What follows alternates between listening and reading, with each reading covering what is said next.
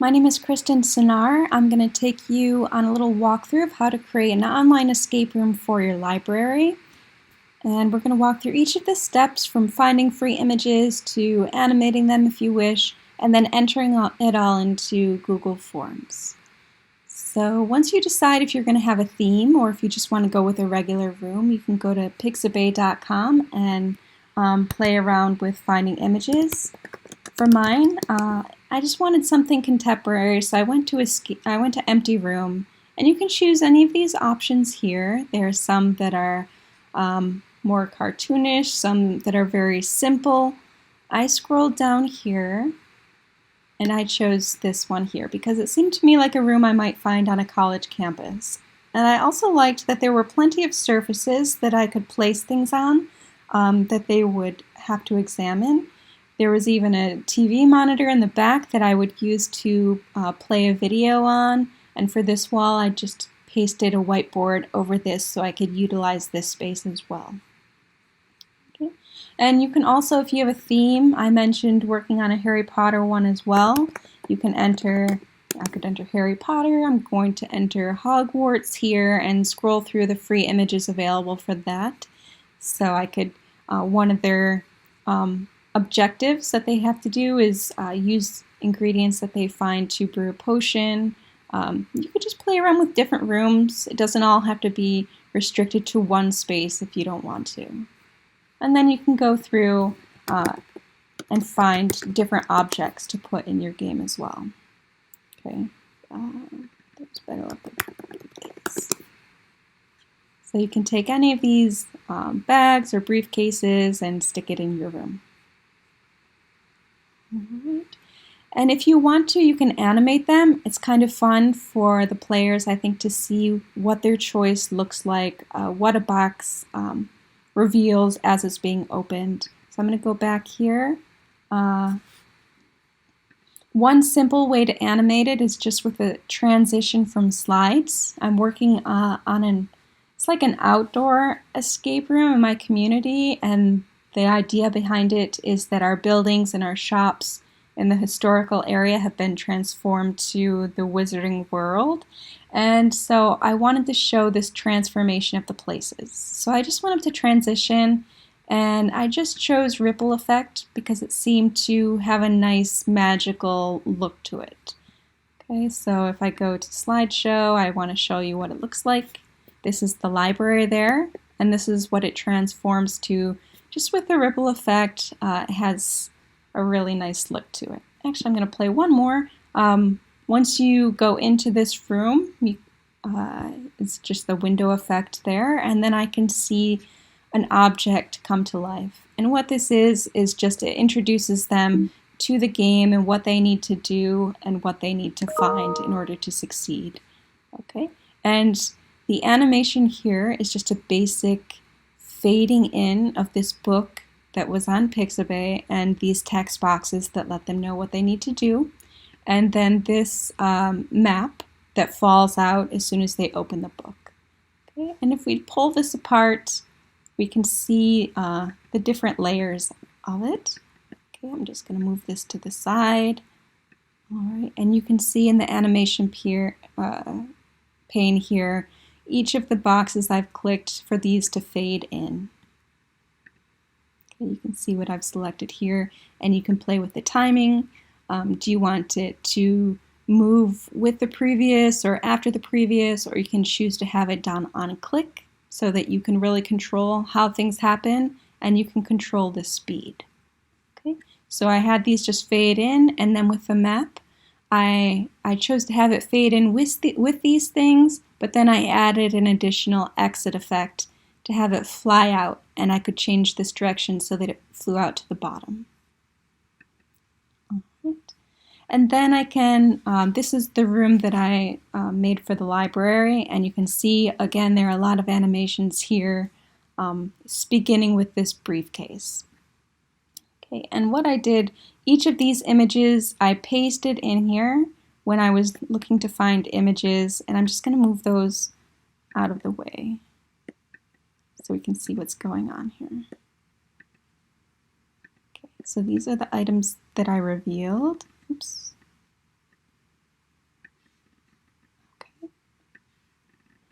Now I kind of cheat because I don't actually show the box in the process of opening. I don't know how to program and create these beautiful images. So what I did was take this closed box and I did this path animation, this line, so that it would come to the full screen. Okay, so I would see this is the box that I need to open. And once it's here, if they enter the code correctly, which I'll show you how to do, then this open box would appear, this open briefcase. And all of these items would be inside as they were before. And I animated all of these so that with the same line effect, okay, the same path. So I made it look like they were all popping out of the box to make it look like, kind of a celebration. Yay, look at this is what you have found. And that's what each of these are. They all have a line effect at the same time. And you could definitely leave them just like this. And if you don't want animations, you can just show a still of this being open with what they found inside. It's totally up to you. Okay. And another animation, which was the same idea. This file cabinet zooms in, and then I just pasted over it an open drawer that I found. And again, there are objects that come flying out. And what each of these things are, these envelopes are assignments that they find. This is a scrap piece of paper that has a portion of a citation on it. So as they go through the game and they open boxes, they find additional ones. And then at the end, to open the door, they have to put these all in MLA citation order, and in order to find these numbers that correspond with each. And then sometimes they find keys, and this is just a little fun way, sort of a reward for them for opening a case. This one would go with the file cabinet, and in the file cabinet they find a box that requires another key, and so on. Okay. At the very beginning, this game allows them to explore. So these have a very simple animation, just it shows them what all is locked from the door itself to the different objects. And so they know what exactly they're going to be examining. And if they choose to look at these, I'll show you what their inventory or the locked objects look like. Then they can see the door has a pin pad, this briefcase has a 4-digit lock, this cryptex has a letter code, and so on. The TV has a channel. And then these are the things that they can examine from the very beginning that will help them solve these locks. Now obviously there are only 3, so they'll find more as they progress, but from the very beginning these things are here, and the only one that they will be able to find enough information to solve is the monitor. Okay, so this one, if they choose to examine the monitor, they will see this little bit of information that I've typed up in a text box, and it lets them know they're going to need to find this number that's missing from a call number. And so they're going to have to go to our homepage and perform a search in our box that's called One Search. And then once they find that number, they can go back to the section that allows them to examine the different objects, and then they'll be able to choose briefcase, which I'll show you, and enter the correct code. And this is what one of the assignments looks like when they open it up. So some of the concepts are a little more complex than just finding a number from the catalog. For this one, they have to go into the opposing viewpoints database and actually do a search for a section to find a statistic number that they need to fill in here in this sentence. So it's a little more involved, and it's not something that could just be shown on a laptop screen. Okay, so I recommend definitely just having stills of these complicated tasks instead of having them animated in any way, because the animations will loop and it will be difficult for them to read it all the way through, and it could get a little bit frustrating. Okay, so once you have these animations done, you're going to save them as GIF images. And the way you can do that, at least on my Mac, I'm not sure if it will be quite the same if you don't have a Mac, but it should still be an option. So for me, I'm going to go to Export, and then I will change this to Animated GIF. And what this allows me to do is insert it as a picture. Because in Google Forms, which is the program we'll use, it only allows you to insert images in a way that's easy to view. Okay, and we'll get to that next. Okay. So PowerPoint is definitely just an option. If you feel more comfortable inserting stills, that's fine, as long as you be sure to include some kind of image, because that's what's really needed to make it feel more like a game. Okay. And to go to Google Forms, you're going to want to go into your Drive if you have one and select Google Forms here.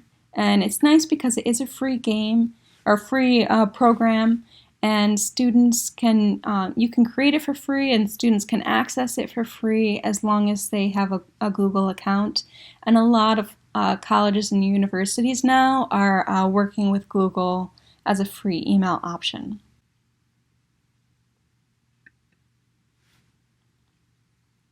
Okay, so here's the very beginning of a form. We haven't done anything here yet. We're going to add a title, whatever you want it to be. And you can put a little description here, but I don't like using these description boxes if I can avoid it, because the text is rather small and you can't adjust that. So I either enter the information, the length or information, just in the question part, or if I really have a lot that I want to use, you can also add another text section here. All right, and this will allow you to add more. You can move it up if you want. Whatever works for you. And something that I really recommend at the beginning is making an option, a required option, so the students have to enter their names. When they complete this activity, you will be notified, and if it's something that they are doing for a grade, or if you just want to keep statistics on it, it's nice to know who has completed it. And you can put email address if you don't want to put name. And you can keep adding more if you want additional identifying information. You can add a new question, and you can put name and class if it's for a class, and so on. Okay, so we're going to add, actually, we'll just add a new section. Do you wish to play? Okay. And then for options, we'll put yes, or we'll put no. This is also required. And then we're going to do something called go to section based on answer, because this will allow us to link properly according to their response. So let's see, this one will be, great, let's begin. Oops. Okay. And then we'll create one more. Actually, we don't even need to create one more. I'll show you what this looks like. So if they answer yes, they're going to go here. If they answer no, you can just have it submit form, because that's basically they're just, they're letting you know that they don't want to play. Okay. And it's going to continue to the next section if you don't choose these. But since we've chosen yes, then we want to play, then we can go here. You can add some text about what's going on. So you can explain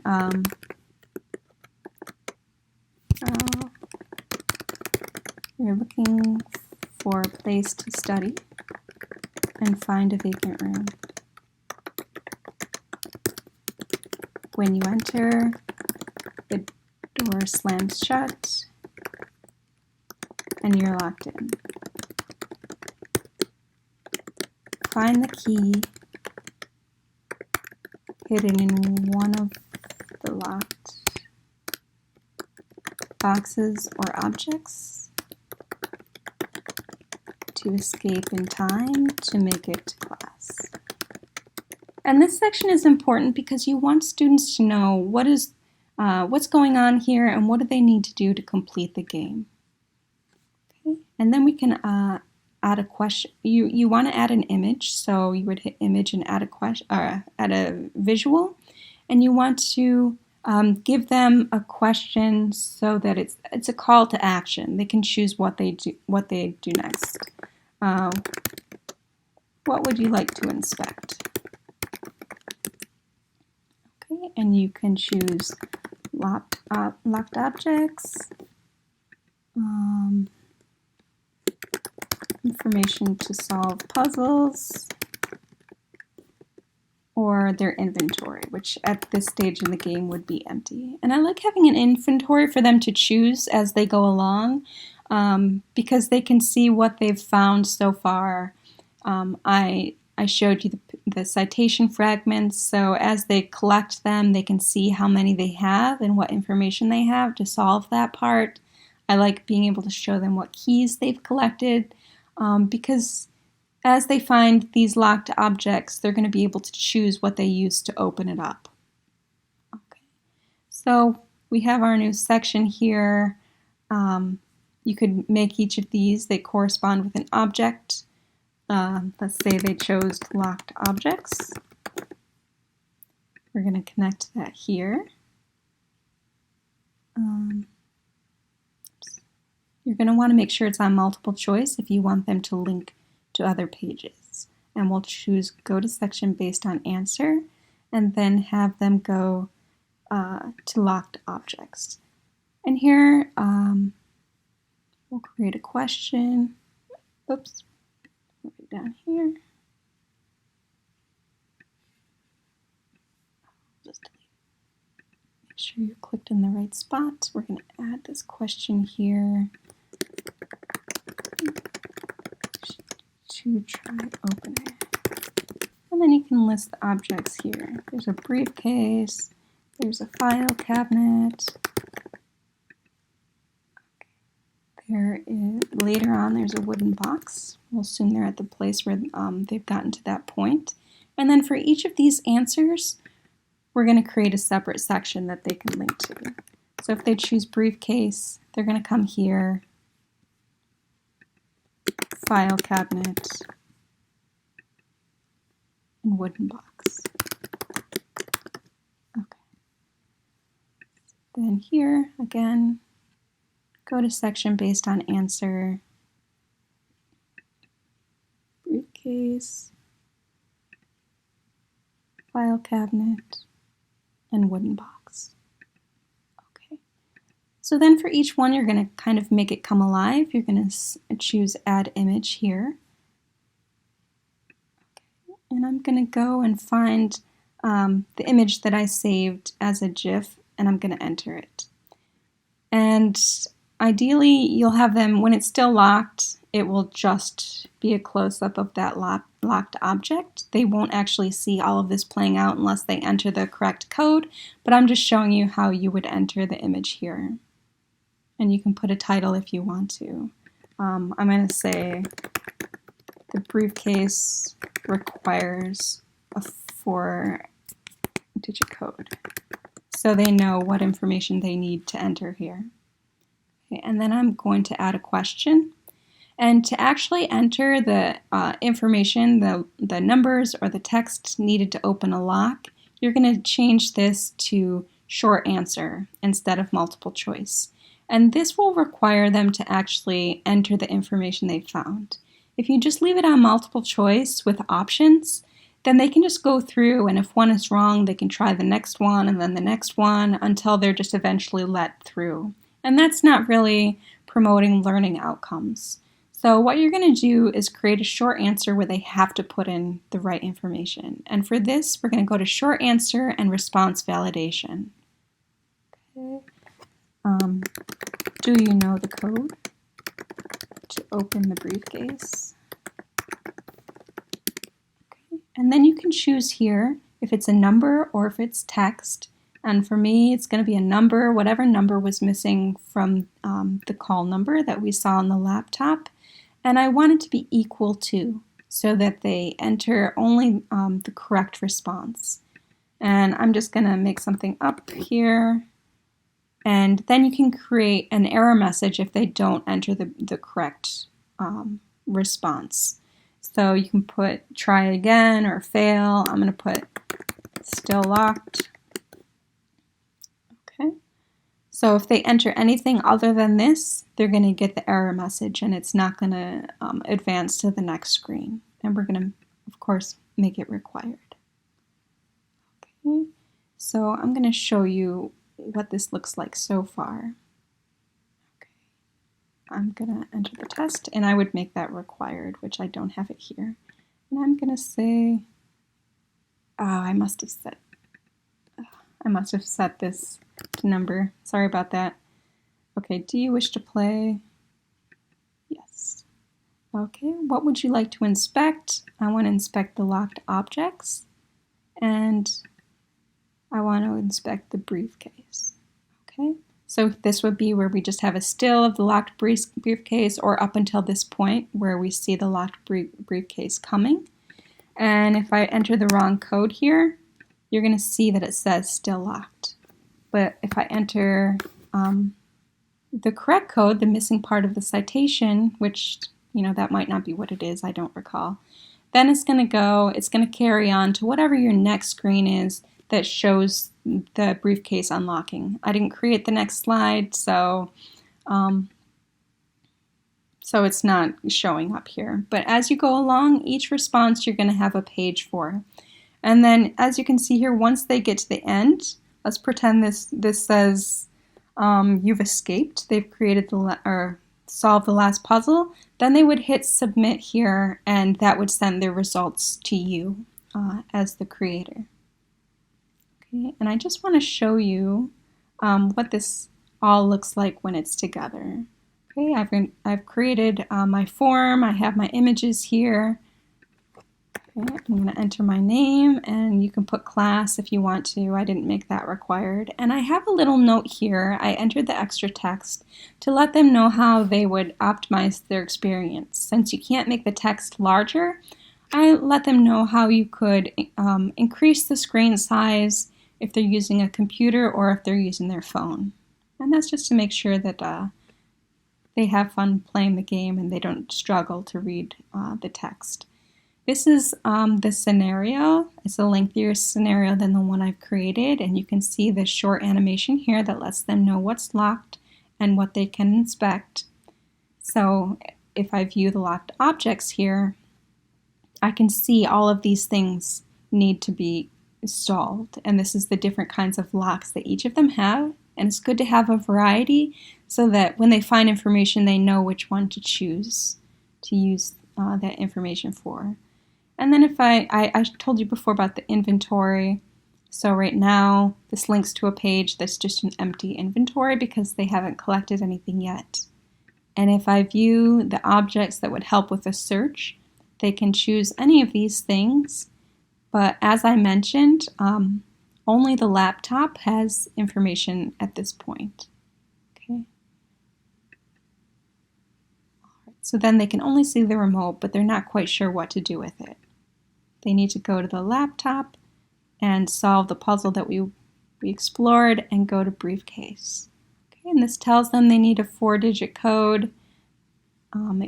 As I was explaining earlier, it just shows the briefcase coming here into view and showing them what code they'll need. And I don't really remember what the real code was. So it's going to say still locked, but then when I enter it properly, it will be the screen that you know, which is the briefcase opening to reveal the 3 objects. All right. Go back to our game, and I think that should give you an idea of how you create everything here.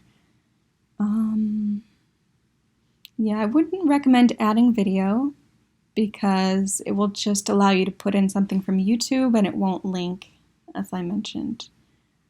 Okay, and then once you're all done here and you're set with the form, you can go here to preview it as we just saw, or you can send it. Okay, and you can email it, get the link, or embed it if you want to put it in your subject guide or on a web page. All right, and you can put whoever's emailing you want here if you're sending it. All right, if you want it to appear in the body of the text, you can do that too. And something this program also lets you do is see the responses. And it might be good enough for you if you just, receive confirmation that the student has completed it. But if you go here, and if I'd actually gone to the submit part, then I would be able to see the information graphed out. So there would be a pie chart showing what my results were, what I had selected. If it's a number code or a letter code, it would show the different options that I had tried entering up until the point where I got it successfully.